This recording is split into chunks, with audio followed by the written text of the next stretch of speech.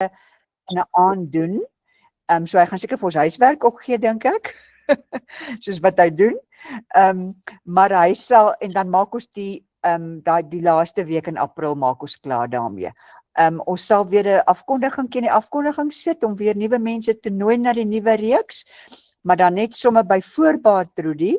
Dit was besonder hierdie en dis wonderlik dat dit nou opgeneem word. Dankie Hannie. Ja. Vir mense wat nie hier kan wees nie, en ek weet ons moet 'n bietjie terugvoer kry oor hoeveel mense miskien tog daarna luister.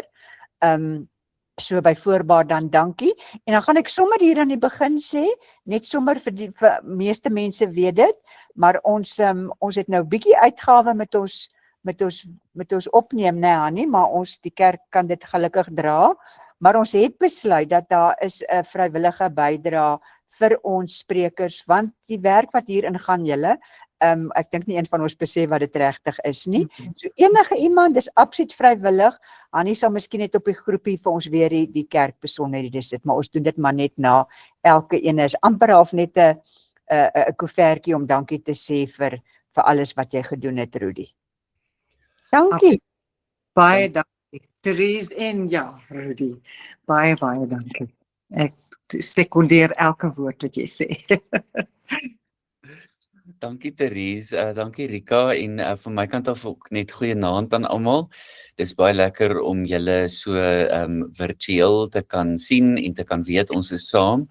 Ek wil net ook van my kant af vir Hannie baie dankie sê.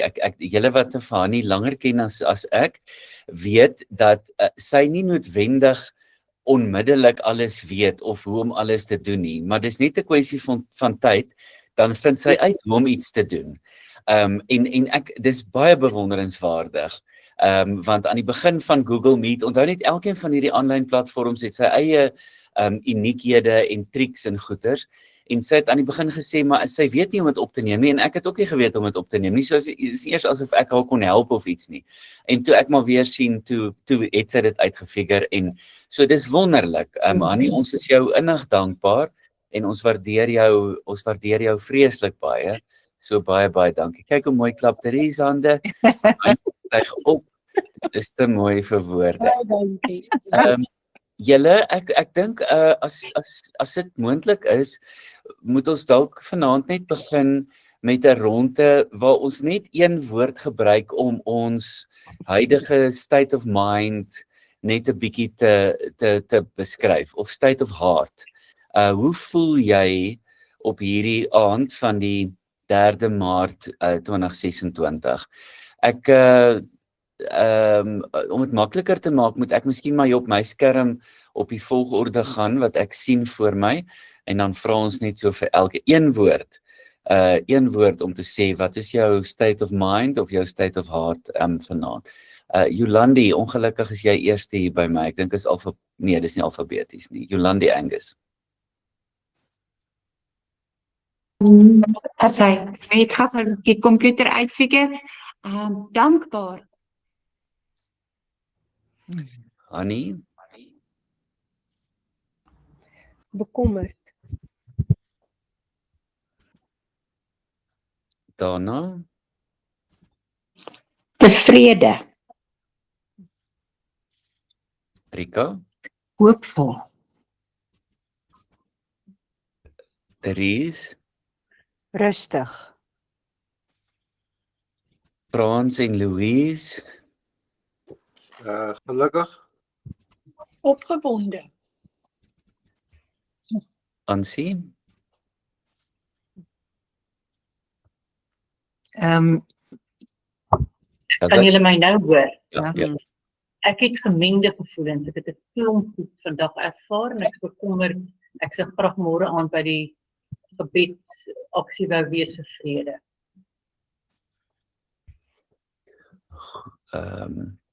Dan, ek kan nie sien wie dit is nie. Dis 'n 082 nommer wat eindig met 'n 86, as daai persoon dalk wil sê.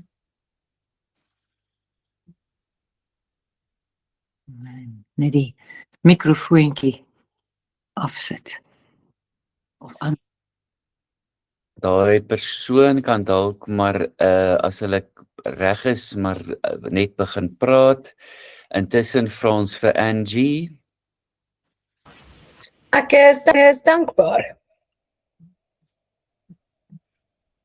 Esther.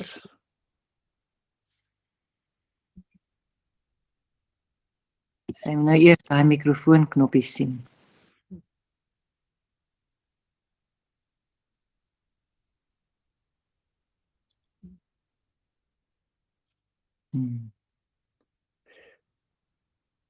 Esther, as jy dalk later wil sê, as jy welkom in daai nommer.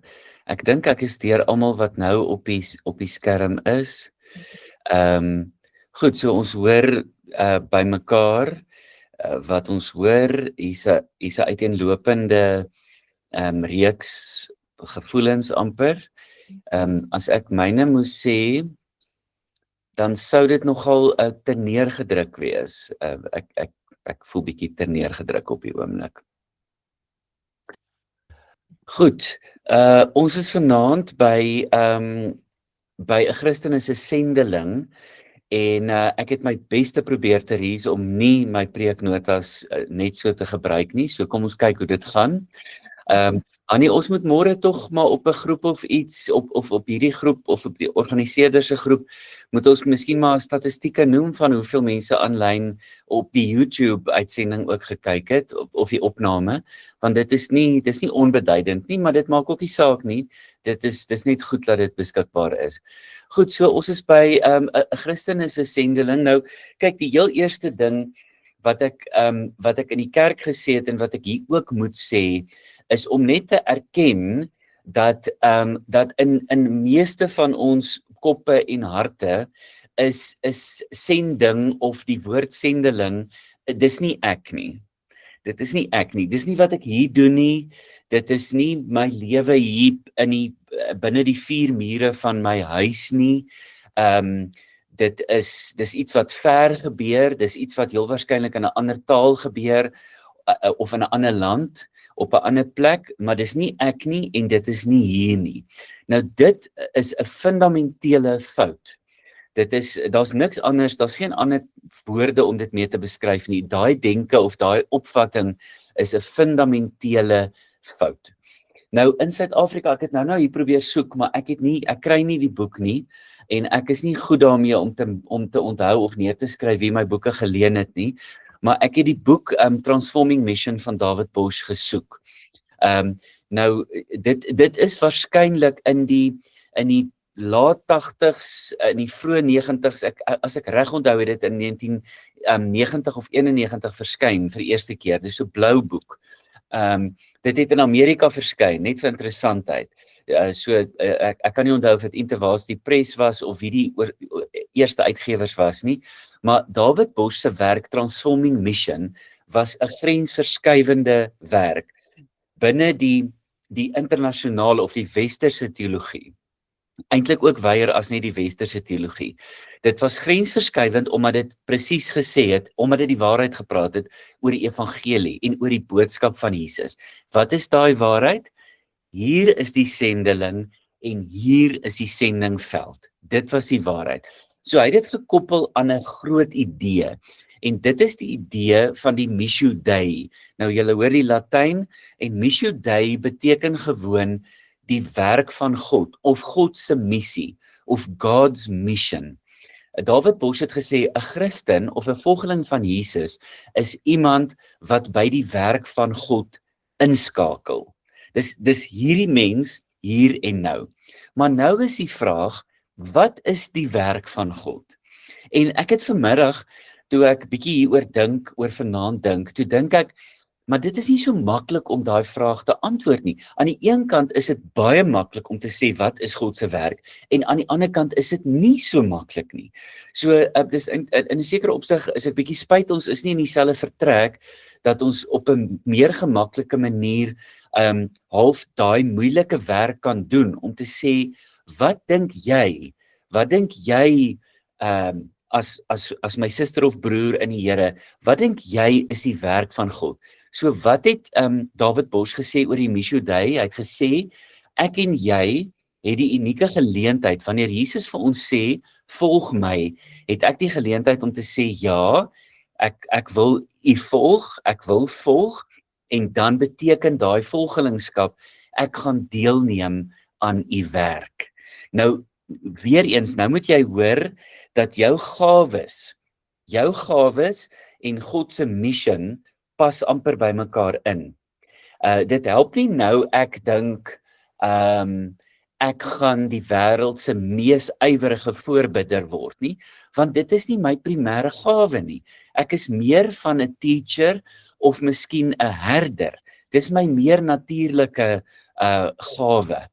So jy moet dit baie mooi hoor en dit eintlik beleef vanaand, dat God se werk of God se mission en jou gawes of jou unieke skillset, jou stelgawes moet by mekaar uitkom op 'n manier.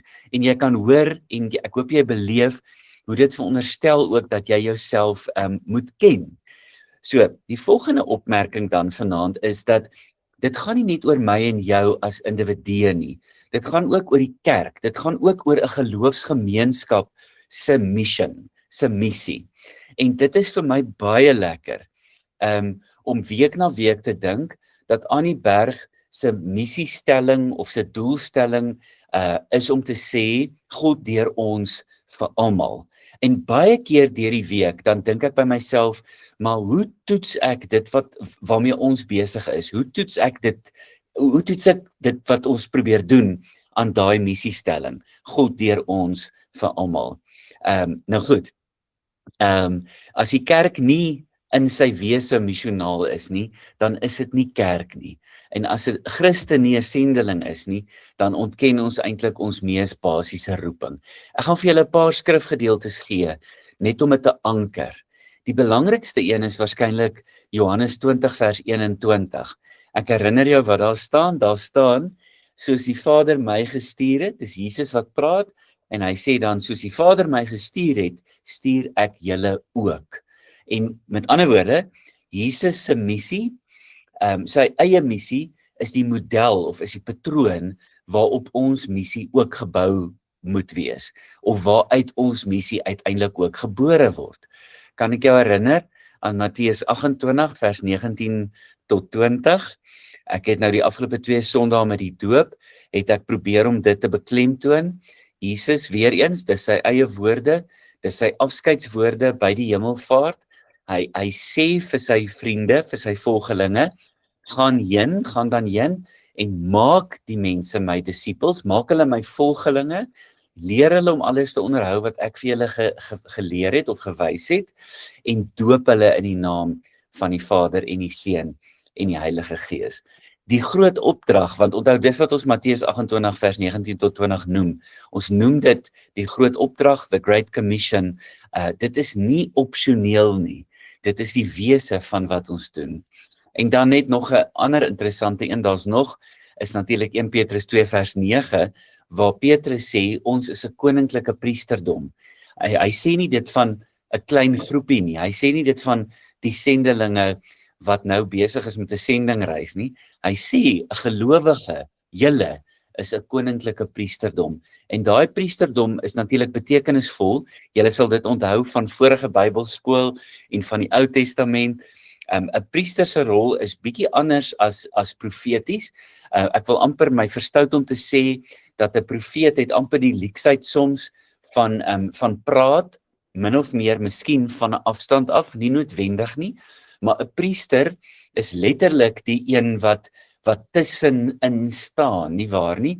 Wat sê aan hierdie kant is God se mense en aan hierdie kant is God. Dit is wat 'n priester is. So daar's baie op die spel vir 'n priester. Hy of sy het baie skin in the game. Die risiko is eintlik hoog. Ek gaan die punt maak voor ek oorgaan na 'n volgende stel opmerkings toe. 'n Sendeling is dis wie ons is. Dit is nie iets wat ons doen nie. 'n Sendeling is wie ons is. Ek en jy is op ons unieke manier 'n sendeling. Ons gawes en die missie, die werk van God, pas by mekaar en dit as dit gesinkroniseerd is, dan is dit amper asof ons vreugde ook vind, nê, of ons doel. Julle onthou al daai boeke van die 80s en die 90s wat gegaan het oor 'n doelgerigte lewe of 'n doelgerigte Christen, dis daai tipe taal. Nou in ons tyd in 'n westers/sekulêre konteks is dit nogal moeilik om ek wil amper sê om die uitdagings van ons tyd en ons kultuur die hoof te bied as dit kom hierby. Ek wil net voor ek by Leslie Newbegin kom, wil ek net gou-gou 'n opmerking maak. Ek gaan vir julle 'n storie vertel. Op universiteit, my eerste rond op universiteit van 1992 af, hier van 93 af, van tweede jaar af, was ek en 'n paar medestudente, inteendeel van ons het heeltemal ander studierigtings geswat. Ons het nie almal eers teologie geswat nie, maar ons was op Tikkies se destydse sendingkomitee en ons werk was om een keer 'n jaar 'n sendingweek te reël. As ek reg onthou, was dit net voor of na die middel van die jaar. Dit was aan die einde van die eerste semester of net aan die begin van die tweede semester. Ons moes elke jaar ons sendingweek reël. En elke keer wanneer ek op die sendingkomitee was, ek was 2 of 3 jaar daarop, dan het ek letterlik omtrent my kop gebreek om die vraag te probeer antwoord, hoekom is Christelike sending nie so effektief soos wat 'n mens graag sou wou hê dit moet wees nie. En die antwoord waarby ek keer op keer teruggekom het is, maar ons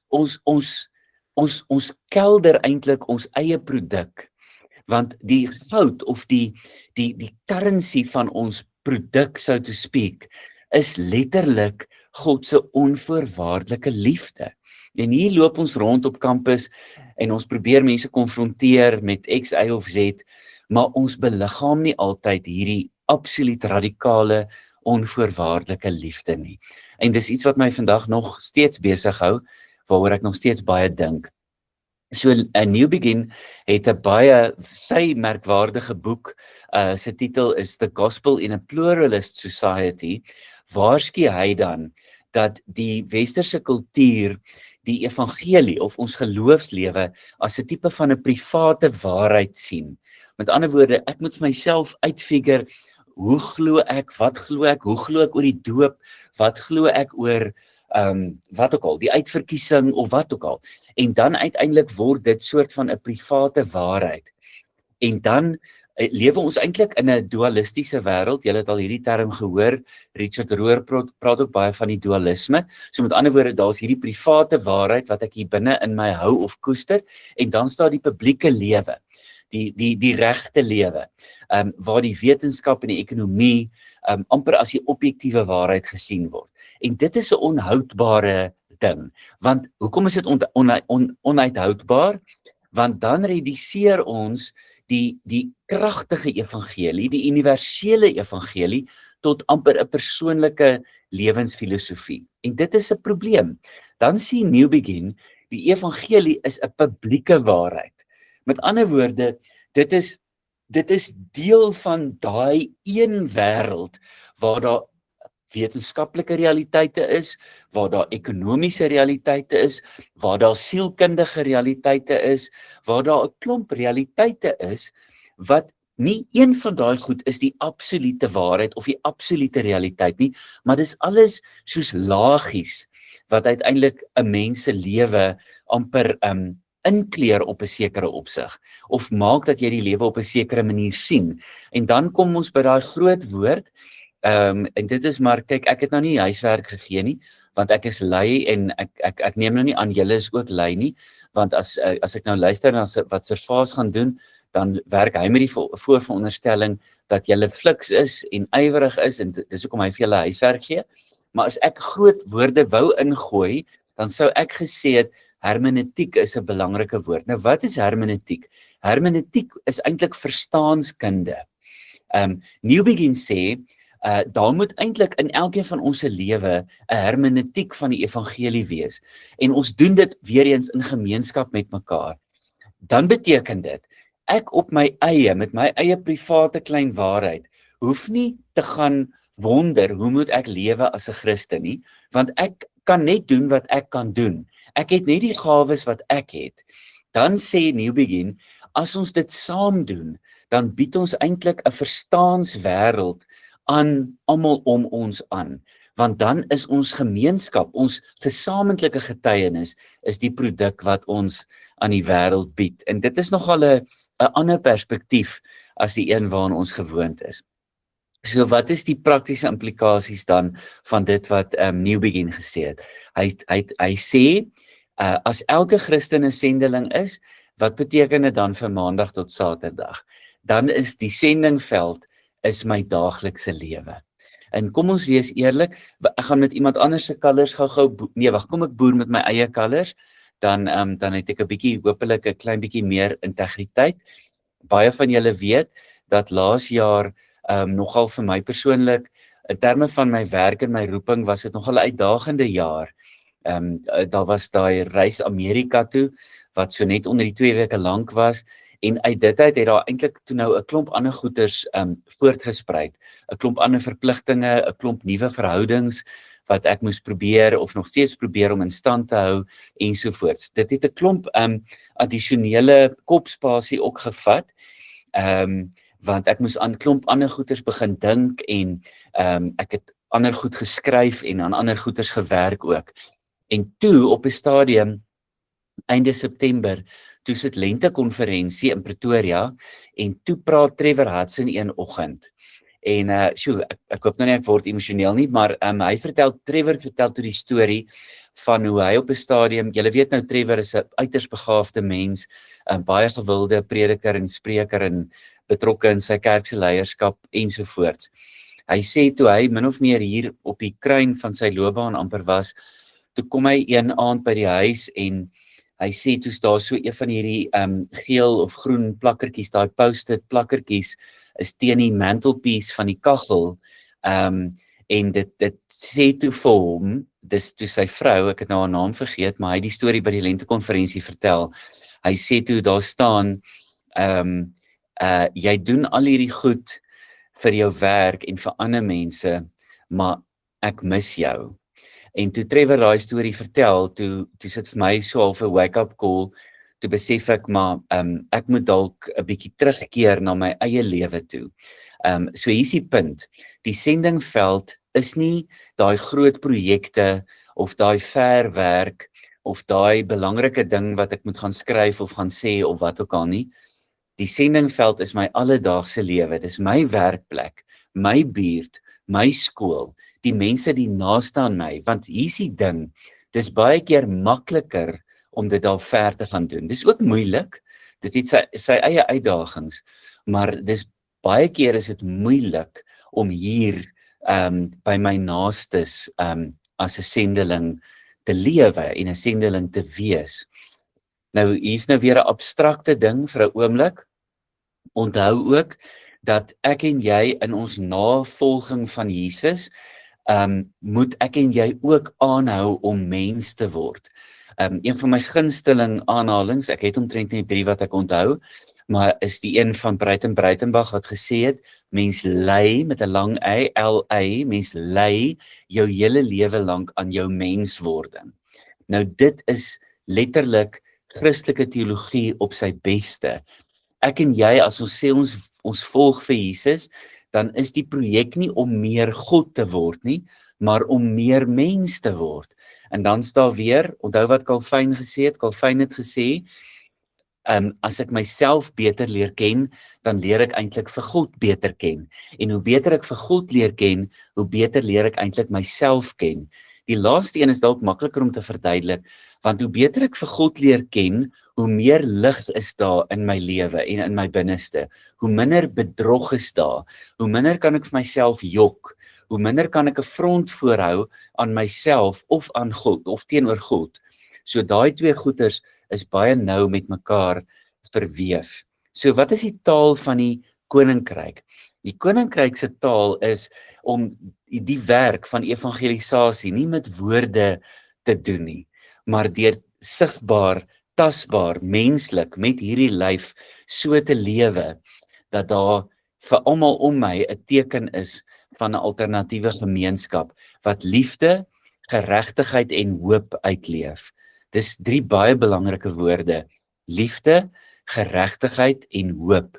En die van julle wat vanaand gesê het, julle is bekommerd of onseker of julle het gemengde gevoelens, ek het 'n vermoede dat dit miskien iets daarmee te doen het. Mens kyk na die wêreld om jou en dan sê jy, maar is hierdie wat nou gebeur reg? Hoe is dit reg?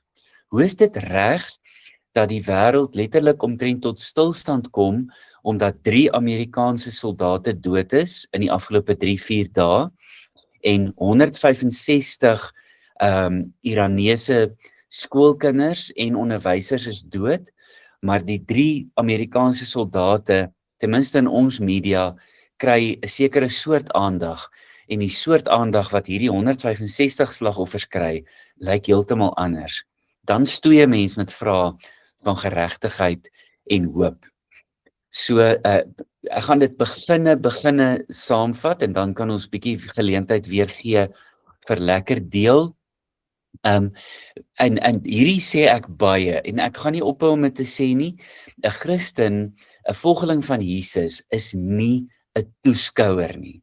Ons is nie toeskouers nie. Ons is nie soos die Bull supporters of die ondersteuners van wie is julle tennissterre? Wie is die huidige tennissterre? Ek kan nou net aan die oues dink. As jy nou Carlos Alcaraz ondersteuner is, dan is dit nie soos wanneer jy op die paviljoen sit en jy skree vir hom daaronder op die tennisbaan of op die TV nie. 'n Christen is iemand wat 'n deelnemer is. Jy is nie 'n toeskouer nie, jy's 'n gestuurde. Ek en jy is eweveel gestuur. Ek is nie meer byvoorbeeld gestuur as jy nie. Ons is almal gestuurdes. David Bosch herinner ons dat ons altyd weer moet ons self afvra. Ons moet 2 vrae vra. Die eerste vraag is: glo ek dat God nog steeds aan die werk is in die wêreld? Glo ek dat God aan die werk is in die wêreld? Dan moet ek vir myself afvra, dis 3 vrae. Dan moet ek vir myself afvra, wat doen God? Wat doen God? Wat doen God? En dan moet ek vir myself afvra, hoe skakel ek daarbey in? Hoe neem ek daaraan deel? Hoe kry ek myself van toeskouer wees na deelnemer of speler op die veld? En New Begin sê, die kerk het ten alle tye 'n openbare getuienis. Die kerk is nie, of ons geloof is nie 'n private waarheid nie. Die kerk en my en jou geloof en ons geloof saam as geloofsgemeenskap het 'n openbare werk, uit 'n openbare presence. Dit is nie 'n private aangeleentheid nie. Weet jy wat?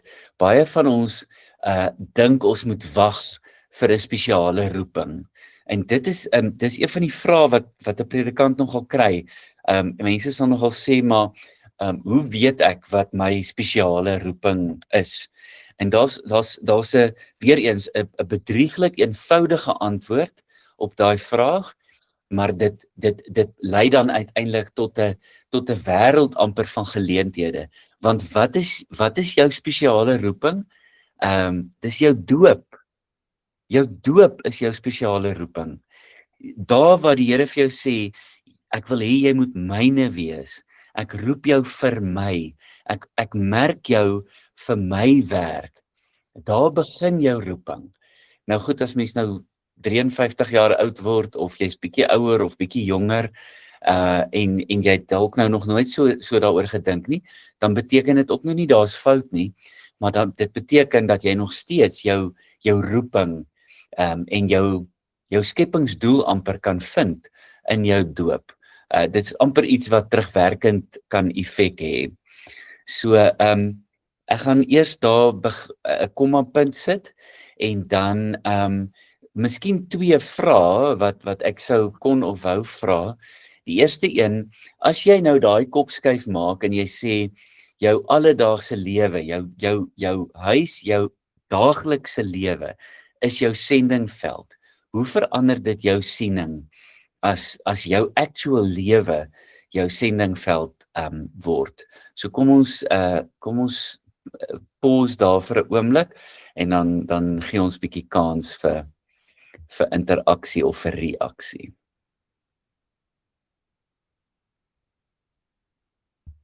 Is dit maklik of moeilik as hierdie lewe my sendingveld is? Ek gaan nou nie antwoord nie. Ek gaan nou eers ietsie nog vertel. Daai ding van, en ek weet dit is nou daai purpose-driven life van Rick Warren, wat jy sê van die 90's, maar weet jy hoe baie keer ek net altyd sê, dat ek glo, ek moet nou hier wees. En nou praat jy van, jy weet, dis die tyd waarin ons gebore is, jy weet, ons is gebore, ons het groot geword in die apartheidsjare. Ek het 'n sending dokter geword, want dit was 'n groot ding daai tyd, jy weet, ons is Malawi toe om sendingwerk te gaan doen. Ek dink in hierdie tyd nou, ek sou dit nie eers oorweeg het nie, maar dis daai hele ding van, ek glo dit is hoe my paadjie vir my uitgestippel is, en dis hoekom ek weet, my sendingveld is nou hier, heeltemal anders as wat dit was in die 80er jare, né? Maar dis nou my inleidingkie. Albie is nou amper 2 weke lank weg. Hy was in Montenegro, is op die oomblik in Servië, hy kom terug, ek wens hy wil nou terugkom, met Turkey, so dis daarom bietjie naby Cyprus, maar ek gaan veiliger voel as hy nou net eers hier kom. Hy word nou begeleid deur die dame wat hom nou moet rondvat om al die hospitale te sien. Sy's 'n Bosnier en 'n Moslem. Hy sê vir my, die gesprekke wat hulle die afgelope 2 weke gehad het, oor al daai oorloë, julle, dis in die 90's, dis nie so ver weg nie. Die haat wat daar nog is tussen die Serbiërs en die Bosniërs, en Tito, in die geskiedenis, ek weet hy gaan my ore van my kop afpraat as hy kom, want hy het nou so baie geleer.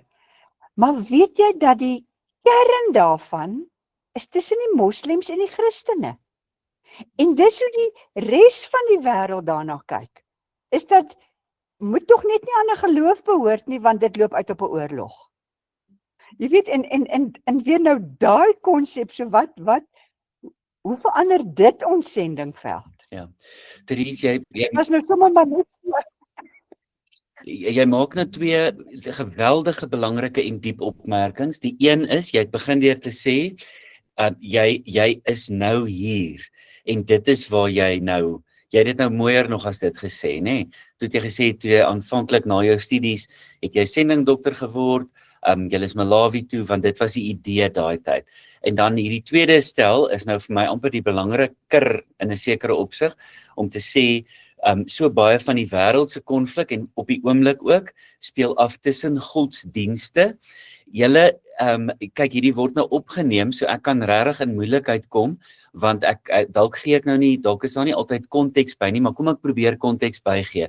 Ek het vroeër vandag 'n reel opgeneem vir sosiale media, wat gegaan het oor die feit dat almal so Christen sê, maar ons volg nie vir Jesus nie. Ons is nie besig om vir Jesus te volg nie. En toe lewer iemand kommentaar en sê, weet julle wie het kommentaar gelewer, nou dat ek daaraan dink, dis Pieter Bosch, David Bosch se seun. Pieter lewer 'n kommentaar en sê, hy weier om homself 'n Christen te noem vir daai redes. Nou ek weet hoe hy dit sê. Ek weet hy's 'n gelowige persoon. Ek weet Pieter is 'n volgeling van Jesus. Maar vir daai redes wat Therese nou uitgespel het, Jesus het nie 'n nuwe godsdienst kom begin nie. Hy het nie 'n nuwe godsdienst begin nie. Hy het 'n movement begin, hy het 'n beweging begin wat bestaan uit mense wat hom volg. Hy het nêrens gesê glo op hierdie en hierdie manier nie. Hy het gegaan en vir mense gesê, volg my. Hy het gesê, in Johannes Evangelie sê hy keer op keer, ek wys vir julle wie God is, as jy my gesien het, het jy die Vader gesien.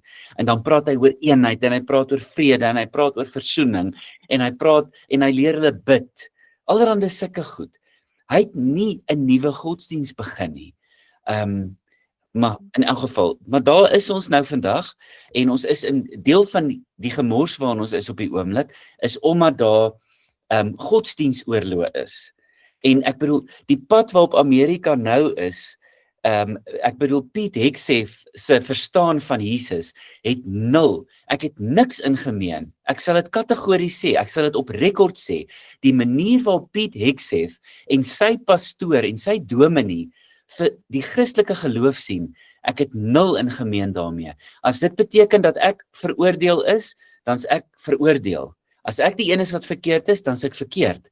Maar daai Christenskap het ek niks mee in gemeen nie, en ek kan dit nie hard genoeg sê nie. Ek moet dit sê, terwille van, ek weet nie, my eie integriteit, ek weet nie eens hoekom ek dit sê nie, maar anyway, kom ek stop daar, want ek gaan rasend word as ek aanhou.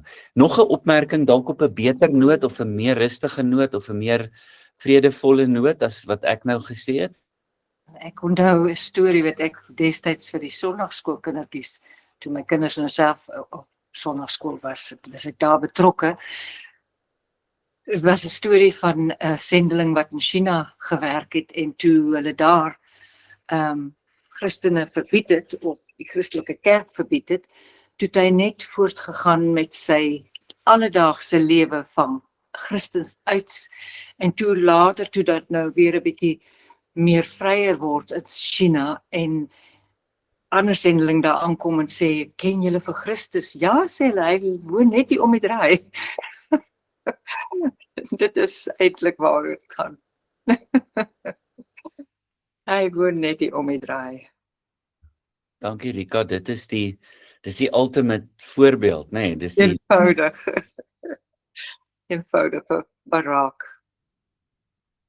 dalk nog iemand, 'n mededeling of 'n vraag of 'n bekommernis.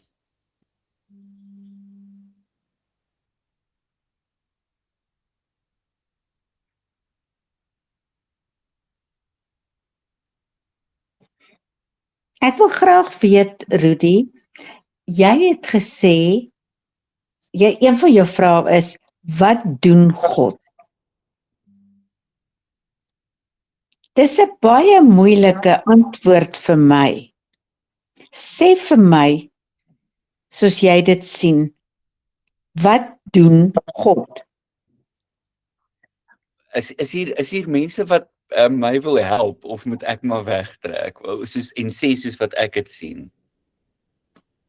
Ek wil dit graag hoor, want ek sit nou nog 'n hele tyd, ek het die res amper nie gehoor nie, want ek wil nou in sinne Goed. van jou hoor. Goed. Wat doen God? Okay, kom ons, kyk, ek hou niks daarvan om oor die duiwel te praat nie, of oor die bose te praat nie, glad nie, ek like dit niks nie. Maar as ons vir 'n oomblik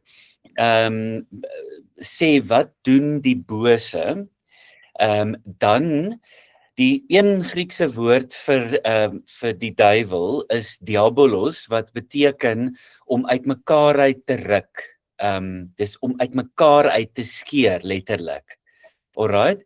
So, dis die eerste deel van my antwoord daarna. So, as die bose dinge of mense uitmekaar uitruk, dan sê ek onmiddellik vir myself, maar wat doen God? Dan's my antwoord, God bring by mekaar, of hy maak heel. So dis my eerste antwoord, hy maak heel.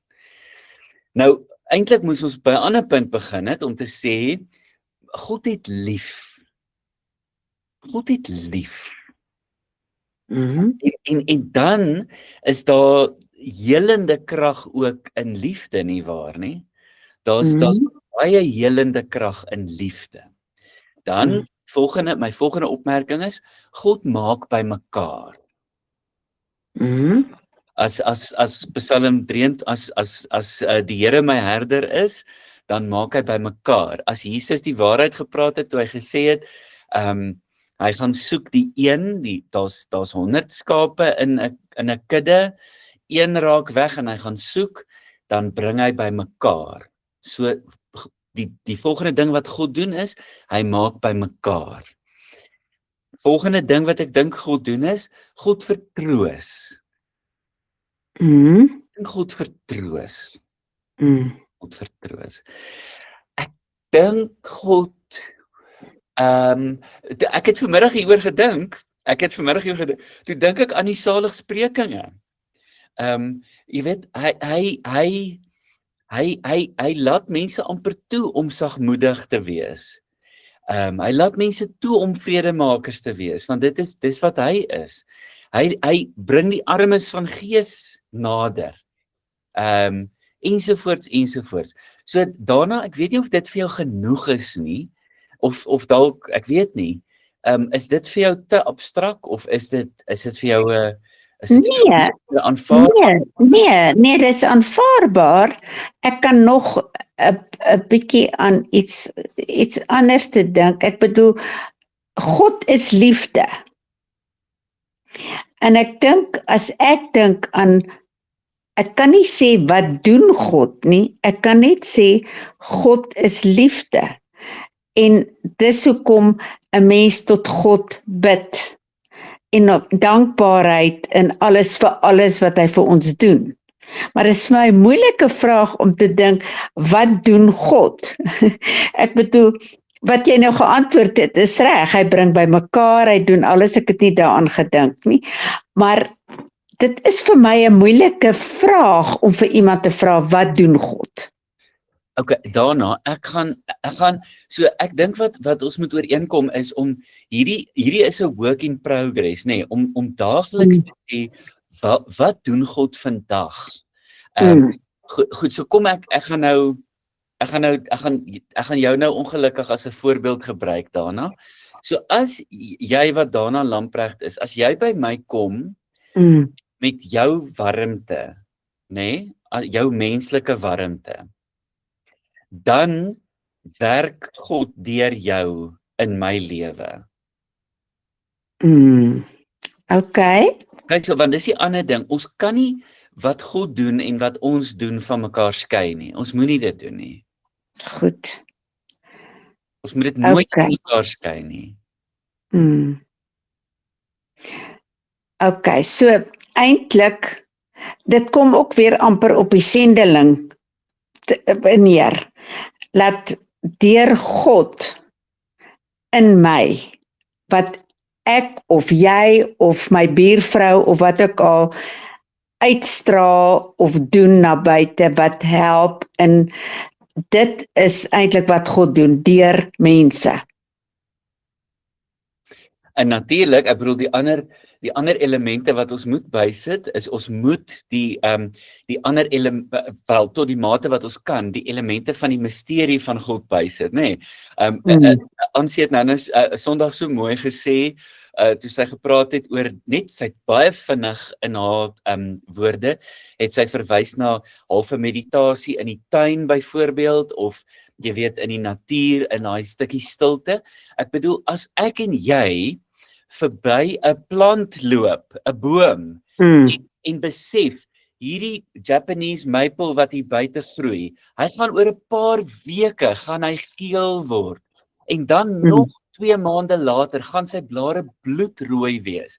Ek bedoel, nie vergeet die skoonheid daarvan, maar wie of wat anders as God is dit wat daai boom daagliks in stand hou en laat lyk soos wat hy lyk en laat doen wat hy doen. So baie, dis nie net ons nie, dis ons wat die natuur, alles om ons. Alles. En ook in die swaar, ook in die moeilik. Ek bedoel, ons is in lydenstyd. Lydenstyd is vir my so gekoppel aan die seisoen. Dit is my gekoppel aan hierdie effense koeler. Ek bedoel, ek het vanoggend al hierdie trui om my skouers gesit, want dis nie koud genoeg om hom aan te trek nie, maar ek wil net iets hê wat my net nie heeltemal laat koud kry nie, want ek is nou oud in my blaaie, jy weet, there's a pull on my pages. Oud trek op my blaaie hê nie. Die herfs kom nader, die seisoen verander en daar's 'n sekere ingesteldheid, want April maand as ons gaan Paasfees hou, gaan dit heel waarskynlik al bietjie koud wees. En dan, jy weet, so net om bewus te wees van lydenstyd, want dis nie net in die gerieflike of in die mooi wat die Here homself aan ons openbaar nie. Dis ook die lyding. Ek bedoel ons redding kom dan deur lyding. Ons kan mos dit nie sy stap nie. Ja, nee, ek hoor wat jy vir my sê. Ja. En dit is in ons daaglikse lewe, in wat ons raak sien en wat ons beleef en met ander mense wat by ons by hulle optel. Ek bedoel elke dag tel 'n mens iets ongelooflik by 'n ander mens op. Ja, baie dankie. Dankie Rudy. Thanks. Miskien nog iets of iemand, Rika, ek sien jou hand. Ja, om daarbey aan te sluit nou te sê wat doen God. Karel Barth, wonderlik, jy weet wie hy is, almal weet wie hy is. Het so baie geskryf oor God. En dan toe sê hulle een keer vir hom, maar wanneer praat jy oor die duiwel? Nou, hoe meer hy geskryf het oor God, hoe minder, of in die Bybel, God se teenwoordigheid beskryf. Net so dink ek, daai duiwel is ook binne in ons, wat ons oor moet versigtig wees. Dit is nie 'n marionettespel nie, dit is, en daar, that is the problem.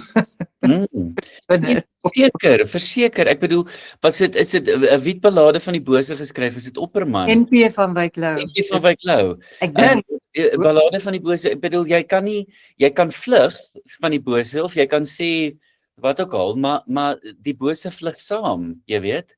En dit is hoekom, ek bedoel, ek het net 'n gevaarlike hoeveelheid kennis van die sielkunde, maar daar's altyd vir my 'n samehang tussen ons binnewêreld en ons geloofswêreld. Jy weet, ons moet altyd weer afvra, maar hoekom maak hierdie ding my bang, of hoekom laat dit my reageer? Ansie, ek is weer by jou, Ansie het Sondag, diagram was nou nie so duidelik nie, want die kerk is groot en die skerm is ver, maar daai is 'n goeie manier om te verstaan, hoekom reageer ek op 'n sekere, hoekom veg ek in 'n sekere situasie, hoekom kom hierdie emosie nou by my op, en dit is, deel van ons geloofslewe is om heler en heler te word wat daai elemente van ons hele wese aanbetref. Dalk in 'n volgende ronde, na die Bybelskool, ek bedoel, ek is die afgelope jaar of 2 of 3 of 4, is ek en Karina is nou erger daaroor as ek, maar die Enneagram is 'n ongelooflike goeie tool om jou binnewêreld en jou geaardheid en jou aard en jou spiritualiteit saam te verstaan. So dalk moet ons moeite doen om miskien begelei te word dat ons net die Enneagram, ons tipe binne die Enneagram verstaan en dan dit oplink met ons geloofslewe. Want ek bedoel, ek kan julle nou vir lank besig hou daaroor. My tipe, ek is 'n intense creative. So ek is 'n 4 op die Enneagram. So ek is depressed as ek nie kreatief is nie. Ek moet elke dag 'n opwindende ding hê of 'n probleem om op te los of te wat ook al, en ek doen dit eintlik deur kreatiwiteit. Maar as ek nie deur die bril van die evangelie na myself kyk nie, dan gaan ek sê, maar shit, hoekom was ek nie meer analities of meer kalm of minder emosioneel of wat ook al nie. So dit is 'n baie goeie manier om die samehang tussen my aard en, ek wil amper sê, God se aard te verstaan. So miskien moet ons dit op 'n stadium doen, maar ons gaan begeleiding nodig hê wat dit dan betref. Nog iemand of nog 'n opmerking en dan maak ons klaar. Dominee, ek wil net sê, daar is iets belangriks wat God doen, en wat juist Jesus gekom het op die aarde, en dis om vir ons hoop te gee. Dit is baie belangrik. En ook nou, soos met die tyd, met die oorlog en alles, ek het juist verpleegkunde gaan studeer, omdat daar 'n moontlike oorlog was in die 90's. En ek het net vrede gemaak. En al wat dit vir my sê, ek raak eintlik opgewonde, want dit is nader aan die eindtyd daar. So dit is 'n vreemde manier om daarna te kyk, maar dit gee vir mense rustigheid, want dit gaan moet gebeur. Ons gaan niks daaraan kan verander nie. Ons kan net vir die mense om ons hoop en liefde en dit so te probeer doen. Absoluut. Dankie. Absoluut. Dit is nog, die lys is lank. Die lys is baie langer as wat ons dink. Wat doen God? Hy gee hoop. En ons moet vir mekaar probeer hoop gee in moeilike of donker of uitdagende tye. Dankie Jolandi.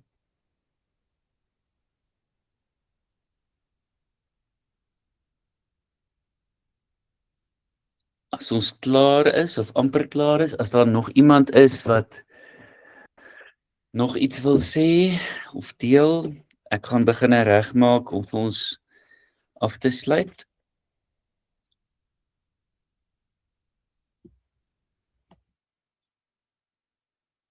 Dankie Rudy. Ek dink jy kan vir ons afsluit. Dit was wonderlik vanaand in die hele reeks ook dan. Maar ek sê jy vir ons saam met 'n gebed afsluit, sal dit vir ons wonderlik wees en ek hoop ons sien mekaar almal môre aand by die kerk. Ek wil net sê oor môre aand as jy dit enigstens kan maak. So ek het twee baie dink ek betekenisvolle stukke musiek gekies vir môre aand wat net oor die luidspreker gaan speel. So ek gaan aan die begin gaan ek net iets kort sê en dan gaan ons gebedsriglyne uitdeel. Dit is niks moeilik of fancy nie, maar dit is op 'n A4 papier gedruk en dan gaan ons na die musiek luister saam en dan gaan daar geleentheid wees om net bietjie op 'n beliggaamde manier om dalk net op te staan en 'n kers te gaan aansteek. So ons hoop om dit so in binne 50 minute of so te doen. Dalk is dit selfs korter as dit. Maar ja, asseblief, ek dink as julle dit kan maak, sal dit wonderlik wees. Therese, ek is in die versoeking nou om te sê, ek dink die hele NG Kerk moet dit doen. Ek het tussen gister en vandag het ek probeer om 'n paar kollegas te mobiliseer. So ek dink daar's so 7, 8 of 9 gemeentes wat dit gaan doen môre aand of na die naweek toe. Want ek dink daar's baie emosie eintlik by ons. En onsekerheid en besorgdheid. Ek het dan goeie nuus, Isak van der Walt wat in ons gemeente is, hy is daarom terug, hy het vanoggend geland uit Nairobi. Hy moes op die ouende 'n trein neem Jeddah toe en van Jeddah af kon hy vlieg Nairobi toe en van Nairobi af Johannesburg toe. Maar daar's ander mense wat nie so gelukkig is nie. Ek ken 2 ander mense, 'n ma en 'n kind, 'n 13-jarige kind wat op die lughawe in Dubai gestop is. Of hulle mag nêrens heen gaan nie. Daar's 'n totale lockdown. So dis baie moeilik. Kom ons luister na Psalm 130. Uit die dieptes roep ek na U Here. My Heer, hoor tog my stem. Laat U ore aandagtig luister na my smeekbedes. As U sondeskuld toereken, Here, wie kan dan staande bly? Maar by U is daar vergifnis, sodat U ontzag afdwing. Ek wag op die Here, my hele wese wag, en op sy woord vestig ek my hoop. My hele wese wag op my Heer, meer as wagte op die môre, ja, wagte op die môre.